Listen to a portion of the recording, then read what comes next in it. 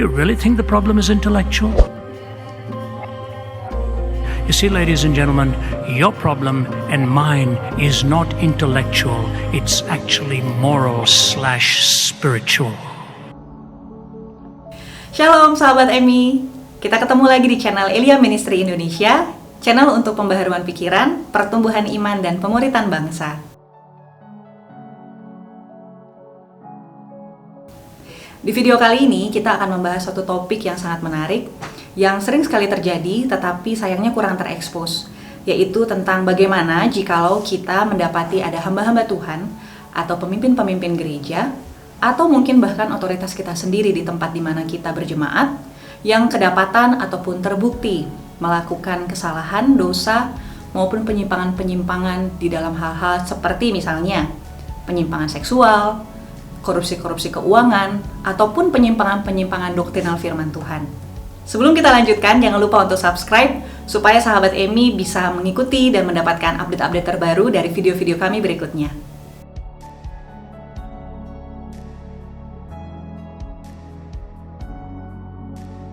Kami mengundang seorang narasumber untuk berdiskusi dalam pembahasan kali ini. Beliau adalah Bapak Dr. Denny Andreas Tobing. Sejak tahun 2013 sampai sekarang, beliau sudah mengajar berbagai mata kuliah, baik di jenjang S1 dan S2, seperti teologi sistematika, perjanjian baru, perjanjian lama, hermeneutika, bahasa Yunani, dan Ibrani. Menikah pada tahun 2011 dan beliau sudah dikaruniai seorang anak laki-laki yang sekarang berumur 5 tahun. Dan saya juga saat ini ditemani oleh rekan baik saya, yaitu Bapak Mukhtar Simarmata. Halo, sahabat Emmy. Kami sudah melayani bersama-sama sekitar kira-kira 20 tahun ya Pak ya? Ya. Shalom sahabat Emmy. Dari pertanyaan-pertanyaan yang masuk dan sama-sama kita sudah ikuti pemberitaan yang mengejutkan ya, sahabat Emmy, terutama tentang artikel-artikel yang mengatakan tentang apa yang telah dilakukan oleh seorang pemimpin rohani yang kita ambil contohnya saat ini adalah Raffi Zacharias almarhum, yang telah diselidiki dan terbukti telah melakukan berbagai banyak penyimpangan dosa.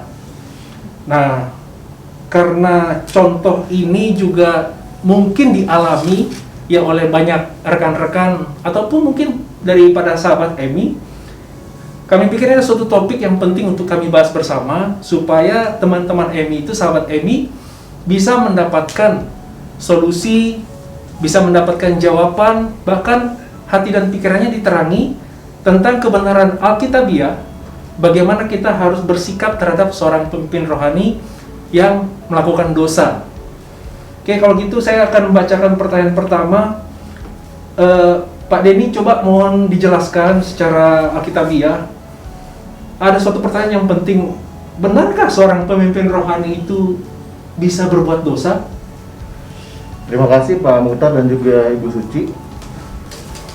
Dalam menanggapi pertanyaan yang pertama, apakah seorang pemimpin rohani dapat berbuat dosa? Saya rasa ini kalau kita lihat dengan kacamata orang awam, tentu saja ini tampaknya tidak perlu dijawab dengan terlalu ribet dan semua orang kayaknya udah tahu jawabannya. Jawabannya adalah iya, karena pemimpin rohani ya manusia juga. Cuma saya di sini ingin menggali sebetulnya asumsi dasar apa yang ada di balik pertanyaan ini. Saya kira itu jauh lebih penting. Presuposisi apa yang menjadi latar belakang dari pertanyaan ini? Itu adalah sebuah isu yang menurut saya perlu kita hadapi daripada kita istilahnya hanya menjawab ya atau tidak terhadap pertanyaan apakah seorang pemimpin rohani bisa berbuat dosa atau tidak. Tetapi saya akan masuk kepada presuposisi tersebut. Namanya manusia, tentu saja dapat berbuat dosa. Kita berbicara mengenai orang percaya. Jadi sebelum seseorang itu dia menjadi percaya, tentu saja semua orang adalah orang yang berdosa. Ya, itu sudah jelas ditulis di Alkitab bahwa semua orang sudah berbuat dosa dan sudah fall short atau kehilangan kemuliaan Allah gitu ya. Dan tidak ada seorang pun yang benar, seorang pun tidak. Nah, ketika orang tersebut percaya kepada Kristus, pada saat itu sebetulnya dia itu dibenarkan karena iman.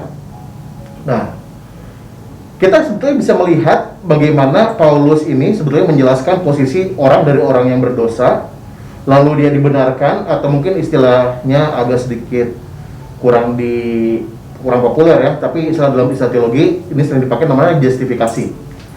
Jadi ketika orang berdosa itu dia percaya, maka posisi dia adalah posisi yang dibenarkan oleh Tuhan. Nah, jadi di dalam, mungkin saya di sini pakai kitab Roma, ketika orang berdosa dia percaya dan dia dibenarkan oleh Tuhan, dianggap benar, dipertemukan sebagai orang benar, status dia memang benar di hadapan Tuhan. Tetapi ada hal lain yang memang kita perlu untuk pertimbangkan. Kita bisa lihat kalau kita bisa buka kitab sama-sama, kita buka di Roma pasal 5 dulu, mungkin sedikit overview dari kitab Roma ya, sebelum saya masuk ke pertanyaan tadi. Jadi di Roma pasal 1 di sini khususnya mulai ayat 18 sampai 32 itu berbicara mengenai dosa di seluruh dunia itu sudah sangat menyebar ya. Dan semakin lama itu spiralnya semakin menurun, semakin parah lah, mungkin simpelnya begitu. Dan di pasal 2 dijelaskan oleh Paulus bahwa yang berdosa itu bukan hanya seluruh orang, tetapi juga orang Israel pun berdosa. Karena orang Israel memiliki dalih bahwa kami adalah umat pilihan Allah, siapa yang mau menghakimi kami kan gitu. Tetapi dengan jelas Paulus menjelaskan mulai di pasal 2 bahwa orang Yahudi pun sebenarnya berdosa, tetapi dengan caranya sendiri. Ya, itu sebabnya di Roma pasal 2 ayat 1 dikatakan, karena itu hai manusia siapapun juga engkau yang menghakimi orang lain, engkau sendiri tidak bebas dari salah. Jadi maksudnya di sini sebetulnya walaupun masih belum terlalu eksplisit ini berbicara soal orang Yahudi, tetapi mungkin kalau saya parafrasekan mungkin kira-kira begini. Karena itu hai manusia, hai orang Israel, orang Yahudi, siapapun juga engkau, ketika engkau menghakimi orang lain yang non Israel yang berdosa, kamu sebetulnya tidak bebas dari salah juga. Sebab dalam menghakimi orang lain, engkau menghakimi dirimu sendiri. Karena engkau yang menghakimi orang lain melakukan hal yang sama. Bentuknya aja beda, tetapi secara core-nya atau secara intinya ya dosa juga. Tapi memang orang Yahudi memiliki kelebihan juga di pasal 3. Ya kan, bisa dilihat nanti mungkin di rumah setelah nonton podcast ini ya. Bahwa orang Yahudi memang betul memiliki kelebihan-kelebihan dibandingkan orang non-Yahudi. Tetapi berikutnya dijelaskan oleh Paulus bahwa semua orang berdosa seperti yang tadi saya sebutkan. Dan satu-satunya jalan untuk bisa dibenarkan adalah melalui iman kepada Sang Juru Selamat, itu Tuhan Yesus Kristus. Nah, ketika kita percaya, maka itulah yang disebut dengan pembenaran atau dibenarkan atau justifikasi di pasal 5. Nah, ini nih. Pasal 5 ini. Nah, ketika sudah dibenarkan, di sini sebenarnya Paulus menjelaskan bahwa itu adalah sebuah kasih karunia. Jadi ketika orang berdosa, semakin banyak kasih karunia itu melimpah bagi orang berdosa tersebut ketika dia dibenarkan. Tetapi masuk pasal 6, nah ini mulai dia berbicara di sini seperti satu sisi statusnya udah benar, tapi dia masih perlu ada yang perlu diselesaikan. Perlu sudah benar, tapi ada yang perlu diselesaikan. Mungkin istilah teologinya itu adalah sudah tapi belum. Sudah tapi belum. Nah, jadi orang percaya itu sudah benar, tetapi belum, dalam arti belum total perfect gitu. Itu yang kita sebut langkah selanjutnya adalah sanktifikasi.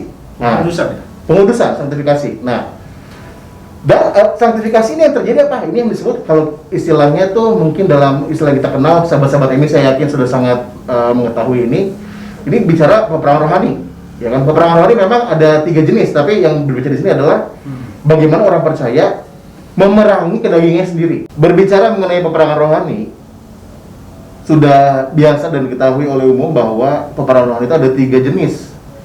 Tetapi yang ingin saya bahas di sini adalah peperangan rohani, bagaimana orang percaya menghadapi atau berperang terhadap kedagingannya sendiri. Seperti yang kita bisa lihat di pasal 7, khususnya nanti di ayat 13 sampai 26. Di situ kita bisa melihat dengan jelas bahwa ternyata yang namanya Paulus, seorang rasul yang luar biasa. Ini rasul ya, bukan cuma sekadar orang biasa nih, ini rasul nih yang udah menulis surat yang Tuhan pakai, dia nulis surat, dia pun mengalami problem pergumulan dengan kedagingan gitu. Kita baca di Roma pasal 7. Saya mulai dari ayat yang 14. Roma 7:14. Sebab kita tahu bahwa hukum Taurat adalah rohani, tetapi aku bersifat daging. Nah, ini Paulus bilang aku bersifat daging, terjual di bawah kuasa dosa. Ini sebenarnya terjual menarik, tapi nggak apa-apa, lanjut aja. Terus dia bilang, sebab apa yang aku berbuat aku tidak tahu, karena bukan apa yang aku kehendaki yang aku perbuat, tetapi apa yang aku benci itulah yang aku perbuat.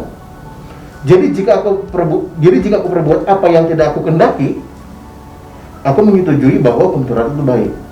Kalau demikian, bukan aku lagi yang memperbuatnya, tetapi dosa yang ada di dalam aku. Sebab aku tahu bahwa di dalam aku, di dalam Paulus, yaitu di dalam aku sebagai manusia yang sudah justifikasi tadi loh ini, yang udah percaya, yang sudah dibenarkan.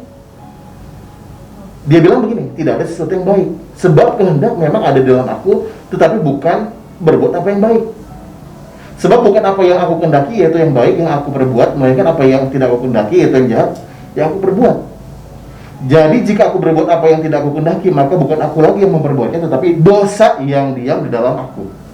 Demikianlah berarti ini istilahnya sudah masuk ke dalam seperti konklusi sementara dari ayat sebelumnya. Demikianlah aku dapat hukum ini, jika aku menghendaki berbuat apa yang baik, yang jahat itu ada padaku.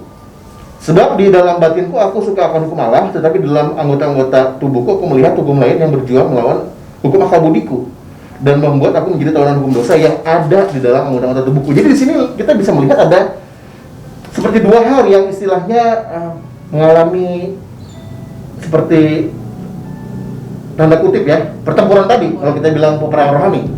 Ya, sesuatu yang Paulus bilang di dalam batinku dia suka hukum Allah, tetapi dalam anggota tubuhku dia melihat hukum lain yang berjuang melawan hukum akal budi tadi.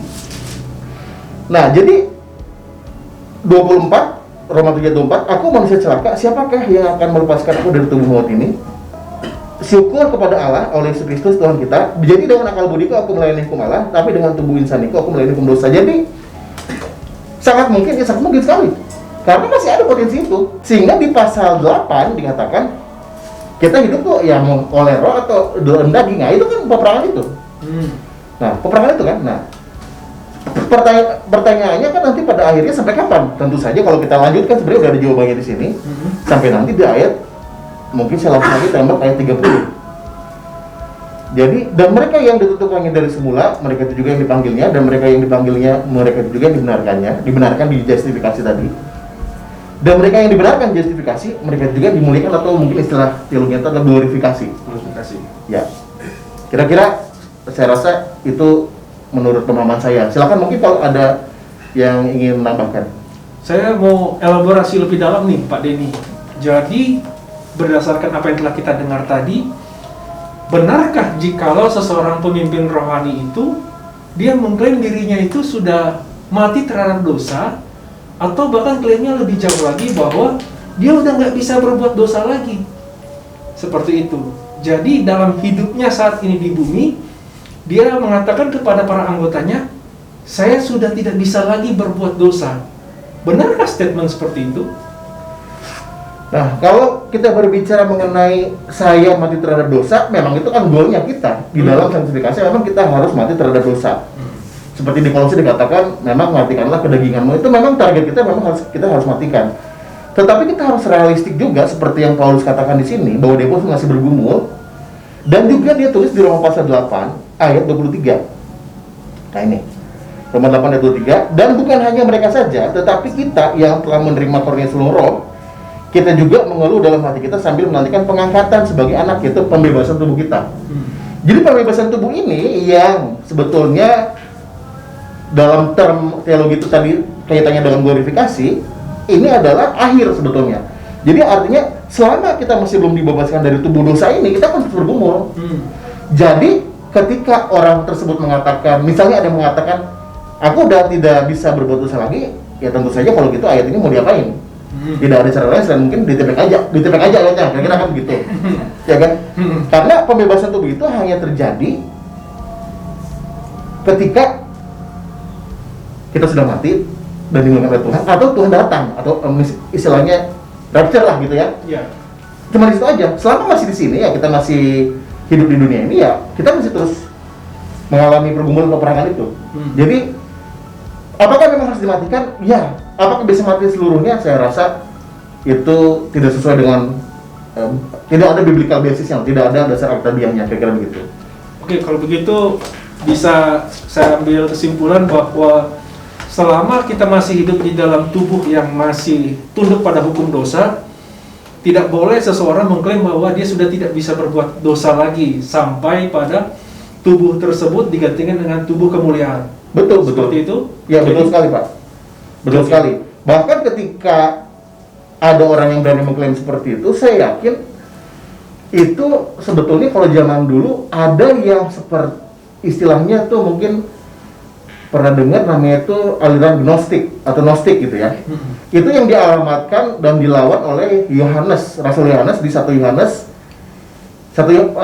1 Yohanes.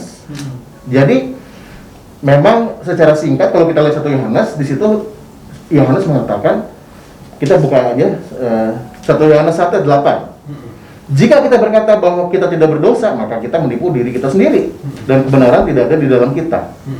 Nah, jadi di sini mungkin latar belakang backgroundnya mengapa Yohanes bicara seperti itu, karena memang ada aliran gnostik yang posisi teologinya adalah antara hal rohani sama hal yang jasmani atau badannya itu ada pemisahan.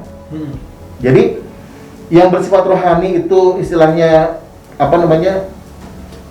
bersifat spiritual dan rohani itu tidak ada sangkut pautnya dengan yang bersifat jasmani. Yang rohani itu selalu bagus, selalu baik, yang jasmani itu selalu jahat. Nah, bahkan di sini sebetulnya sampai dikatakan gnostik ini istilahnya diindikasikan melalui surat ini bahwa mereka mengatakan sebenarnya Tuhan Yesus ketika dia menjadi manusia sebenarnya itu cuma kelihatannya aja sebagai manusia gitu. Karena menurut gnostik gak mungkin jika Tuhan Yesus adalah Allah, gak mungkin dia ngambil rumah manusia, karena the nature karena hakikat tubuh manusia itu adalah evil atau jahat. Jadi Tuhan Yesus itu menjadi manusia itu cuma kelihatannya doang menurut gnostik. Dan Yohanes bilang enggak gitu, makanya dia dari awal dia langsung tembak. Apa yang telah ada sejak semula, yang telah kami dengar, yang telah kami lihat dengan mata nih, dia udah lihat dengan mata nih, yang telah kami saksikan, yang telah kami raba, kami pegang, jadi kan real. Secara fisik ada dengan tangan kami tentang firman hidup atau tentang Tuhan Yesus sebetulnya ya. Itulah yang kami tulisin kepadamu. Nah, jadi dari situ gnostik itu akhirnya berkembang, pada akhirnya mereka percaya bahwa ya selama kita istilahnya menjadi umat Tuhan menurut versi mereka, karena secara roh itu dia istilahnya terpisah dengan tubuh, ya pada akhirnya dia tidak akan berdosa lagi terus. Sehingga Yohanes bilang, kalau kita bilang bahwa kita tidak berdosa, maka kita menipu diri kita sendiri. Jadi kalau misalnya ada orang mengatakan aku udah berdosa lagi, ya dia lagi nipu diri sendiri. Dan mungkin aliran doktrinnya ya sama seperti gnostik yang sedang dilawan oleh Yohanes ini gitu. Jadi itu hal yang sangat serius lah. Kira-kira begitu, Pak. Ya. Dan mungkin dari sini kita jadi bisa melihat bahwa sebagai seorang anggota gereja atau sebagai anggota suatu pelayanan, mungkin kita akan melihat ada figur-figur atau ada otoritas-otoritas yang kita lihat mungkin sangat hebat atau sangat karismatik begitu, yang mungkin pelayanannya sudah meluas kemana-mana begitu ya. Kita di sini bisa belajar pada ini bahwa hamba Tuhan itu masih tetap bisa melakukan dosa. Jadi kita tidak boleh punya pikiran bahwa tidak mungkin lagi tidak berdosa begitu ya. Betul sekali, betul sekali. Sehingga mungkin nanti pada saatnya kita juga bisa melakukan suatu pengujian terhadap ajaran-ajaran dari pengajaran-pengajaran, karena memang kan firman Tuhan juga bilang bahwa ujilah segala sesuatu ya. Artinya kita harus memberikan seperti suatu space atau ruang di dalam diri kita untuk harus senantiasa menguji dari setiap firman yang kita dapati begitu ya. Tidak boleh kita melihat ada hamba Tuhan dan kita percaya 100% apapun yang dia sampaikan begitu ataupun diajarkan dengan satu basic thinking atau pola pikir bahwa karena pelayanannya sudah begitu hebat dan sangat diberkati katakanlah begitu, maka artinya pasti Allah sudah berkenan sekali begitu ya. Sehingga tidak mungkin lagi lah sehingga hamba Tuhan ini melakukan suatu dosa begitu. Ini mungkin yang menjadi satu pembelajaran dari pertanyaan ini ya Pak ya? Ya betul, saya setuju, betul. Iya. Ya. Oke sahabat Emi, ini satu pertanyaan yang sangat penting sekali ya, dan saya mengutip dari apa yang ditulis oleh majalah Christianity Today, ya, dalam wawancara yang dilakukan kepada korban daripada pelanggaran atau penyimpangan yang dilakukan oleh seorang hamba Tuhan, Raffi Zacharias, di sini dicatat di majalah Christianity Today ini, korban itu menyatakan bahwa saya diajarkan bahwa apa yang dilakukan oleh Pak Raffi Zacharias itu, yaitu penyimpangan seksual tersebut, itu Tuhan mengerti, ya. Tuhan mengerti kenapa? Karena beban pelayanannya sangat tinggi, sehingga dia membutuhkan sebuah reward, membutuhkan sebuah kelepasan dalam hal ini adalah kepuasan seksual, dan itu adalah bentuk reward dari Tuhan. Nah, terus terang, pertanyaan ini sangat penting sekali, dan apa yang dikutip oleh Christianity Today ini sangat penting sekali, dan ini saya mau langsung tanyakan kepada Pak Denny ini. Pertanyaannya adalah, benarkah Allah memberikan reward kepada seorang hamba Tuhan itu? Yang saya ambil contohnya ini, rewardnya berupa kepuasan seksual, ya, kepada hambanya. Sementara reward tersebut itu bertentangan dengan karakter Allah sendiri, yaitu kekudusan. Menurut Pak Denny bagaimana nih? Nah, sekali lagi, bahwa ini sebenarnya adalah pertanyaan yang jika kita approach dengan akal sehat, jawabannya sebenarnya mudah gitu. Jawabannya apa? Ya tidak benar. Masa Tuhan yang kudus memberikan yang tidak kudus, memberikan izin untuk orang berdosa sebagai hadiah dari dia gitu. Itu kan sebetulnya bertentangan banget gitu. Bagaimana Tuhan yang kudus memberikan sesuatu yang bertentangan dengan karakternya sebagai hadiah, sebagai reward, sebagai suatu istilahnya itu datang dari hatinya untuk diberikan kepada manusia, tapi bertentangan dengan karakter Tuhan sendiri. Jadi ini sangat mudah jawabnya sebetulnya. Tetapi sekali lagi, ini terjadi karena sebetulnya ada presuposisi di belakangnya sih. Memang itu menurut saya itu yang perlu kita sasar gitu. Sehingga dari situ kita bisa tahu sebenarnya problemnya ini muncul dari mana. Nah, jadi sekali lagi, tetapi apakah yang begini adalah sesuatu hal yang jarang terjadi? Sebetulnya di Alkitab pun yang begini pernah terjadi.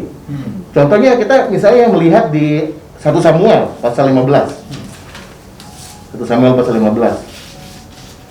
Jadi singkat cerita, di sini kan Saul ini kan disuruh supaya dia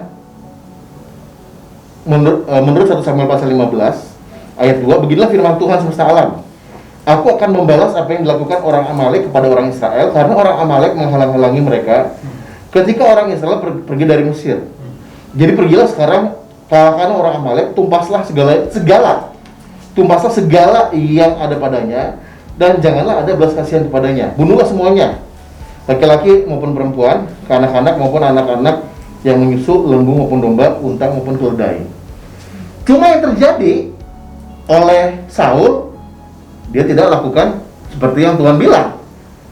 Nah, kita lihat di sini memang betul, di sini Saul memukul kalah orang Amalek seperti di ayat 7, lalu Saul memukul kalah orang Amalek. Tetapi yang dia lakukan adalah Agag itu di ayat 8, raja orang Amalek masih hidup. Dan juga ayat 9, tetapi Saul dan rakyat itu menyelamatkan Agag dan kambing domba dan lembu-lembu yang terbaik dan tambun, puluh anak domba dan segala yang berharga. Tidak mau mereka menumpas semuanya itu, tapi segala hewan yang tidak berharga dan yang buruk itulah yang ditumpas mereka. Jadi tidak sesuai karena Tuhan bilang di sini harus semuanya.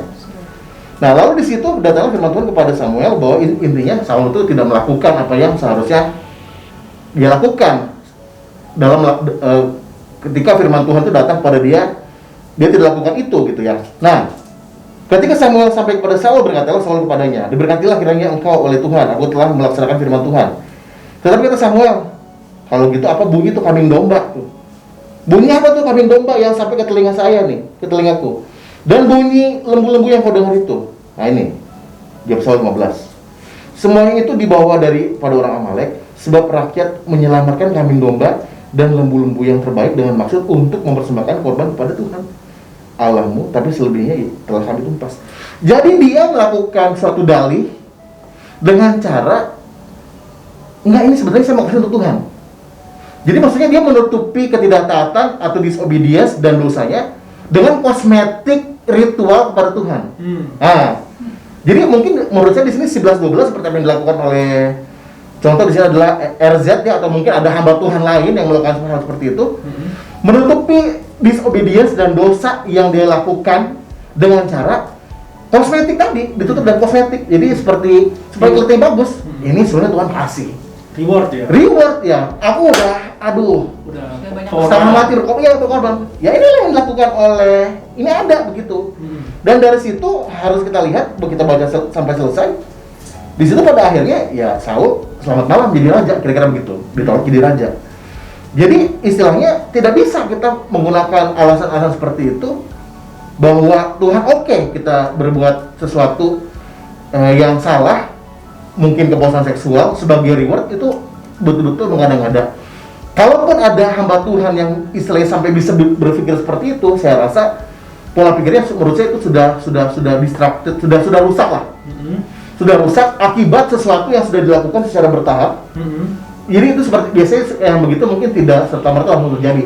Tapi itu pelan-pelan sampai pada akhirnya memang dia sudah pola pikirnya sudah salah, dan dia ketika ngomong gitu ya dia udah justifikasi aja, betul, untuk justifikasi diri sendiri. Dan yang parahnya lagi adalah ketika umat itu oke terhadap itu, percaya itu lebih efek destruktifnya bukan cuma kepada si pelaku dosa tapi juga kepada orang lain gitu. Begitu Pak. Jadi bisa saya highlight juga bahwa ternyata ada kosmetiknya untuk membenarkan diri sendiri ya. Jikalau seseorang itu melakukan dosa, dia bisa pakai alasan-alasan yang spiritual sekali dan membuat pengikut mudah percaya. Ya, tadi contohnya kan seperti ini buat Tuhan, kayak gitu. Atau oh Tuhan mengerti kok saya punya beban pelayanan yang sangat tinggi sehingga suatu saya melakukan dosa ini nggak apa-apa. Ya, sudah dikasih tahu bahwa ada contoh Alkitabnya dan kondisi saat ini, yaitu yang seperti kita kutip tadi dari Christianity Today. Nah, kalau misalnya ada pewahyuan seperti ini, Pak Denny, saya mau elaborasi lagi. Kalau hamba Tuhan tersebut berkata kepada para pengikutnya, atau mungkin salah satu pengikutnya lah, Tuhan berfirman lewat saya bahwa kamu tuh harus menikah dengan saya atau menjadi simpanan saya dan tinggalkan suami kamu, misalkan seperti itu. Jadi kau cerailah. Nah, kalau konteksnya seperti itu, pernahkah Alkitab mengajarkan atau mencatat bahwa Allah pernah meminta seseorang untuk menceraikan istri atau suaminya yang sah, padahal mereka menikah di dalam suatu pernikahan yang kudus? Itu mungkin nggak terjadi. Ini memang pertanyaan yang cukup menarik Pak. Memang sepertinya seperti tadi juga dikatakan, seperti kita sudah tahu jawabannya ya, tapi memang ini pun dialami. Jadi dari salah satu pertanyaan yang masuk juga ke redaksi EMI, salah satunya adalah membahas tentang hal ini. Jadi mohon penjelasannya juga Pak. Nah, seperti yang sudah tadi juga disebutkan oleh Bu Suci juga dan juga Pak Mukhtar, bahwa sebetulnya kita udah tahu jawabannya apa. Nah, tetapi kalau istilahnya ditanyakan apakah di Alkitab pernah hari seperti ini, nggak ada. Dimana kita mau cari di Kajian sampai Wahyu pun nggak ada gitu. Nggak ada cerita di mana istilahnya berlaku seperti yang tadi disebutkan oleh Pak Mukhtar gitu ya. Istilahnya ada seorang yang mengatakan kepada seorang perempuan atau laki-laki ya, ceraikan pasangan kamu, terus dia istilahnya menikah dengan si hamba yang katanya hamba Tuhan itu. Itu nggak ada di mana. Dimanapun di Alkitab saya rasa nggak ada gitu ya. Yang dilakukan oleh seorang hamba Tuhan yang memang betul-betul man of God gitu ya, nggak ada gitu ya. Karena sekali lagi, kalau kita berbicara mengenai apalagi pernikahan, jelas bahwa blueprint dari pernikahan itu, ya kan, seperti yang kita bisa lihat di Kejadian 2 antara laki dan perempuan, dan juga kita bisa lihat juga di Perjanjian Baru di Matius dan juga di Surat Paulus, bahwa apa yang sudah disatukan oleh Allah ya itu tidak bisa diceraikan oleh manusia. Nah, ketika Tuhan sudah melihat bahwa dua manusia ini, laki-laki dan perempuan, sudah jadi satu dan Tuhan memang sudah jadikan satu dan Tuhan berkenan, kenapa dia harus memisahkan? Sekali lagi ini bertentangan dengan karakternya sendiri gitu. Karakter Allah sendiri ya. Sangat bertentangan dengan karakter Allah sendiri. Jadi ini nggak mungkin terjadi gitu. Alkitab tidak pernah mengendorse seperti itu. Tidak ada endorse dari Alkitab, hamba Tuhan ngomong dapat pewahyuan, kamu ceraiin istri kamu, suami kamu dengan saya, itu nggak ada. Berarti artinya Pak, jikalau misalnya seorang suami begitu kan kehidupannya mungkin sedang mengalami pergumulan ataupun dikatakan mungkin sedang jauh dari Tuhan lah ya, begitu. Kemudian melakukan hal-hal yang jelas bertentangan dari firman, berarti seorang hamba Tuhan itu tidak bisa juga berkata bahwa ceraikan suamimu dan ikutlah kepada Allah begitu ya. Karena pada sebenarnya memang Allah tidak pernah memerintahkan perceraian itu ya. Tidak ada. Tidak pernah Tuhan memerintahkan orang untuk bercerai. Tidak pernah Tuhan memerintahkan supaya orang tersebut berpisah. Karena Tuhan sendiri yang sudah menyatukan dua manusia ini jadi satu, dan dia tidak akan memisahkan itu karena dia sendiri sudah menyatukan gitu. Oke. Sahabat Emi, ini penting sekali ya untuk kita ingat bersama bahwa Allah yang mempersatukan, Alkitab tidak pernah mencatat Allah yang menceraikan. Karena karakter Allah adalah Allah yang setia. Nah, jikalau sahabat Emi punya pengalaman seperti yang kami diskusikan seperti ini, sahabat Emi boleh tulis di kolom komentar atau hubungi ke nomor-nomor yang muncul di layar nanti. Sahabat Emi mungkin perlu dukungan doa atau perlu konsultasi. Kami di Elia Ministry Indonesia ini siap untuk melayani, untuk membantu. Dan jikalau ada pertanyaan lebih lanjut, silakan jangan ragu-ragu untuk berikan komentar atau kirim WA atau SMS ke nomor-nomor yang bisa dihubungi di layar nanti. Nah, pada ini kita mau lanjut pertanyaan berikutnya nih, cuma kita break dulu sebentar.